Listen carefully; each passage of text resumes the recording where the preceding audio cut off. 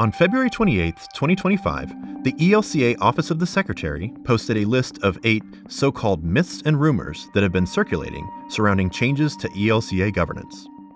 In this video, we'll address 2 of the claims to give you a sense of how some of these assertions are misleading. Go to the LCSN website to see a response to all 8 claims, and a response to other misleading claims made by some ELCA bishops and leaders. The first 2 points made in the document are undisputed. The Churchwide Assembly will meet in Phoenix this summer, starting July 28th, and constitutional amendments will be considered at that assembly, as is always the case. The third point is where things are less clear.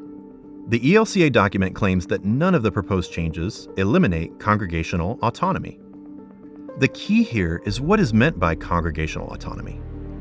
If your congregation does not have final authority over what your congregation's constitution says, then that would certainly seem to indicate there is a legitimate concern over autonomy. At that point, congregational autonomy is a myth. Think of it this way.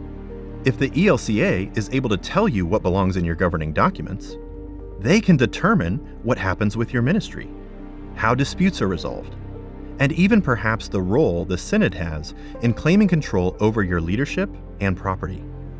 Go back and look at our previous videos on how S13.24 has been used to understand how this happens. And all of that is already happening. Watch our other videos to learn more about the specific proposed constitutional changes that will further erode congregational impact and autonomy if they are passed at this summer's Churchwide Assembly.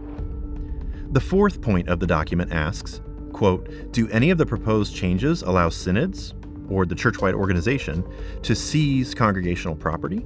End quote. They answer no. Technically, they are correct on 2 counts. There are no, quote, changes, unquote, that give them more authority.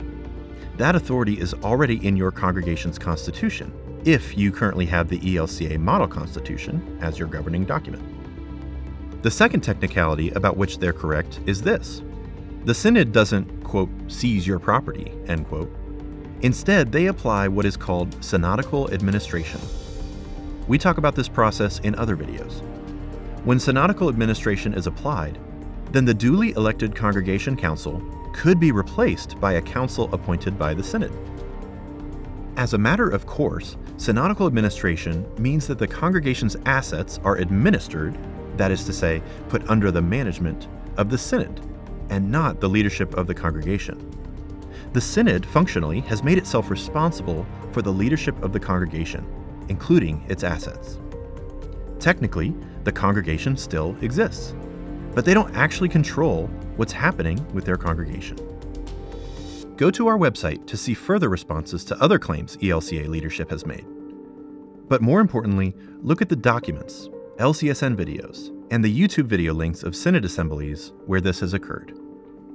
See for yourself and come to your own conclusions regarding what is myth and what is fact.